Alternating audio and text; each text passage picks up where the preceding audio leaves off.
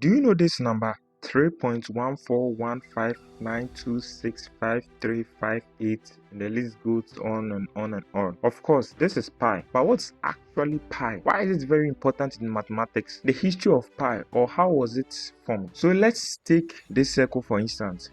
If you take the circumference of this circle and divide it by its diameter, we get what is called pi. So basically, pi is the ratio of the circumference of a circle to its diameter, and this value is constant no matter the size of the circle. But why is the area of a circle pi r squared?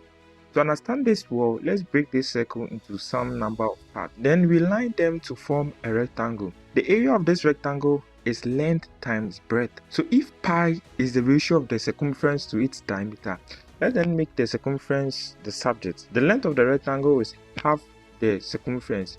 Therefore, there is half at the top and half at the down. So the length is pi r. The width is the radius of the circle. So multiplying it, we have pi r squared, which is the area of a circle. It means the area of a unit circle is just pi. So what was the ridiculous way they used to measure pi? Actually, it was very obvious pi was between 3 and 4. Take a circle and divide it into 6 equilateral triangles. The length of one side is 1, so the diameter is 2, and the perimeter is 6. The circumference of the circle must be larger than this, so pi is greater than 3. Now draw a square around the circle. The perimeter of the square is 8, which is larger than the circumference of the circle, so pi must be less than 8 over 2. So pi is less than 4. So over thousands of years, this was how they used to calculate for pi. Archimedes used this method to find the closest boundary. At the end of his life, he had gotten pi to be less than 3.1429.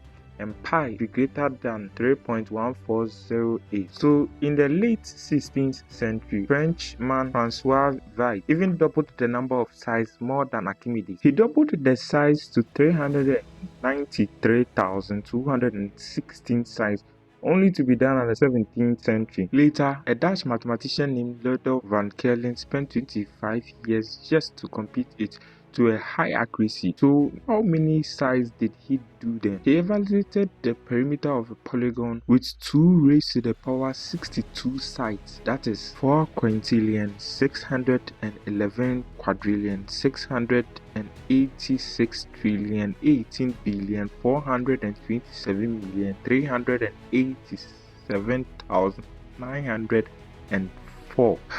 But what did he get after all this hard work? Just this: pi to 35 correct decimal places, and was later even inscribed on his tomb, of which he was sadly overthrown by Christopher Grimberger, who got 38 correct decimal places. So the way we used to measure pi changed when Isaac Newton entered the scene, and Christopher Grimberger was the last person to use this classical polygon doubling method. Newton simply used binomial theorem and power series to evaluate the value for pi, and it was a game changer.